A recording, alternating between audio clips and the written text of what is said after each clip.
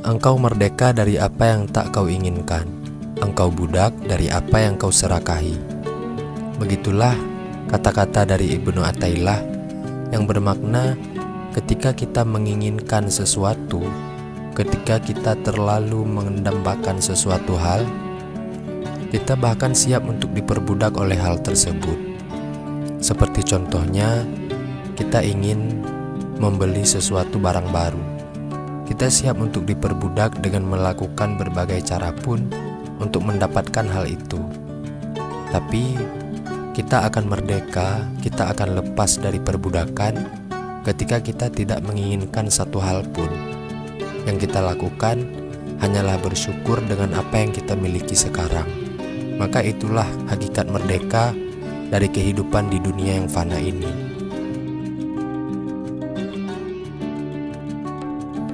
Kadang umur berlangsung panjang, namun manfaat kurang. Kadang pula umur berlangsung pendek, namun manfaat melimpah. Seperti halnya kehidupan kita sekarang. Ketika kita umur sampai 25, 35 tahun, bahkan 50 tahun. Tapi manfaat dari kepanjangan umur kita itu kita tidak tahu kemana arahnya. Kita tidak tahu umur panjang kita itu kita manfaatkan untuk apa.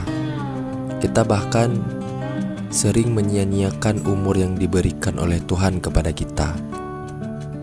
Yang seharusnya kita iri kepada mereka yang umurnya pendek namun manfaatnya melimpah. Bahkan kemanfaatan dari umur pendek mereka melebihi kemanfaatan yang kita dapat dibandingkan umur yang panjang yang kita miliki. Barang siapa yang tidak mengetahui nilai sebuah kenikmatan ketika ada, maka ia akan mengetahuinya ketika sudah tidak ada. Itulah yang dimaksud dengan manusia yang kurang bersyukur dan tidak tahu terima kasih kepada Tuhan atas kenikmatan yang dia miliki selama ini.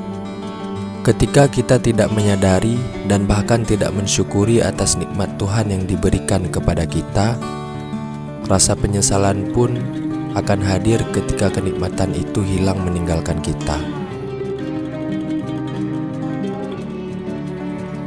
Sebaik-baik waktumu adalah saat engkau menyadari kekuranganmu dan engkau pun kembali mengakui kerendahanmu. Itulah saat dan waktu yang tepat dalam kehidupan kita dan waktu yang paling berarti ketika kita menyadari kekurangan kita dan kita merunduk untuk mengakui kerendahan kita. Bukan malah sombong dan angkuh dengan kekurangan yang penuh tertanam di dalam diri kita yang tidak kita sadari. Persahabatanmu dengan orang awam yang tidak merestui hawa nafsunya lebih baik dibandingkan persahabatan dengan pemuka agama yang merestui hawa nafsunya. Di mata Ibnu Athaillah, tidak ada perbedaannya antara orang awam dan pemuka agama sekalipun. Yang membedakan mereka adalah mereka merestui atau tidak merestui nafsunya. Mereka menuruti atau tidak menuruti hawa nafsunya. Itulah yang membedakan manusia di mata Ibnu Athaillah. Letak kemuliaan yang ada pada diri seseorang bukanlah jabatan, bukan juga ilmu yang dia miliki, tetapi bagaimana ia mampu memerangi hawa nafsunya sendiri. Istirahatkan dirimu atau pikiranmu dari kesibukan mengatur kebutuhan duniamu. Sebab apa yang sudah dijamin diselesaikan oleh selain kamu, tidak usah engkau sibuk memikirkannya. Dalam perkara dunia yang fana ini, seharusnya semuanya kita limpahkan kepada Tuhan. Biarkan semua Tuhan yang mengaturnya, biarkan semua Tuhan yang mentakdirkan mana yang baik untuk kita. Karena kita hanyalah manusia biasa yang tidak mau tahu menau apa itu yang baik dan apa itu yang buruk yang akan kita miliki nanti. Yang ada pada diri kita saat ini ialah menuruti hawa nafsu kita sendiri untuk memenuhi keinginan dan memenuhi hasrat jiwa kita. Tanamlah dirimu dalam tanah kerendahan, sebab segala sesuatu yang tidak ditanam, maka hasilnya tidak akan sempurna.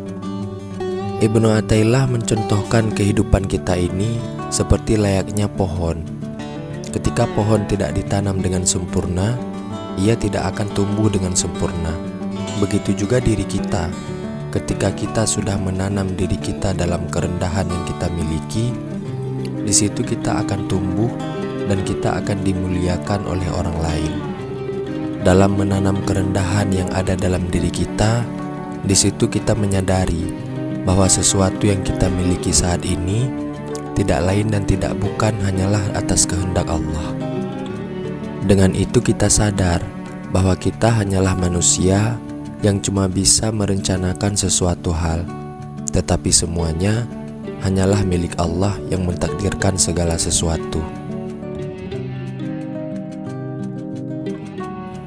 Sebodoh-bodoh manusia adalah orang yang meninggalkan keyakinannya karena mengikuti sangkaan orang-orang. Itulah yang dimaksud dengan orang yang tidak mempunyai pendirian. Ketika ia sudah yakin dengan sesuatu hal, namun keyakinannya akan hilang ketika dia mendengar sangkaan orang lain, yang bahkan orang lain itu tidak yakin dengan sangkaannya sendiri. Tetapi bodohnya kita, keyakinan yang kita miliki cuma bisa hilang begitu saja dengan sangkaan yang orang lain miliki. Itulah yang dimaksud manusia paling bodoh versi Ibnu Athaillah.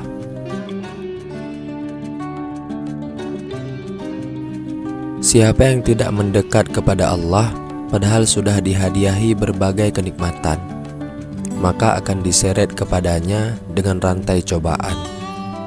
Ketika kita sudah dihadiahi berbagai kenikmatan oleh Allah dengan segala sesuatu yang kita ingin tersampaikan dan dipenuhi oleh Allah, disitulah kita lupa bahwa semua itu hanya karena Allah.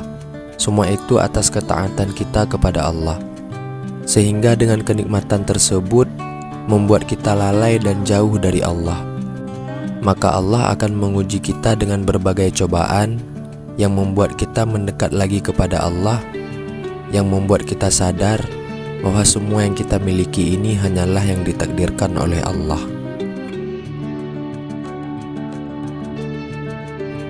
Di antara tanda matinya hati adalah tidak adanya perasaan sedih atas ketaatan yang kau lewatkan, dan tidak adanya perasaan menyesal atas kesalahan yang kau lakukan. Ketika kita lupa beribadat kepada Allah, kita lupa melakukan ketaatan kita selaku hamba kepada Allah, namun perasaan sedih tidak pernah hadir dalam hati kita. Itulah yang dimaksud dengan matinya hati yang disebutkan oleh Ibnu Athaillah. Ataupun ketika kita telah melakukan kesalahan, namun rasa menyesal tidak pernah ada dalam diri kita.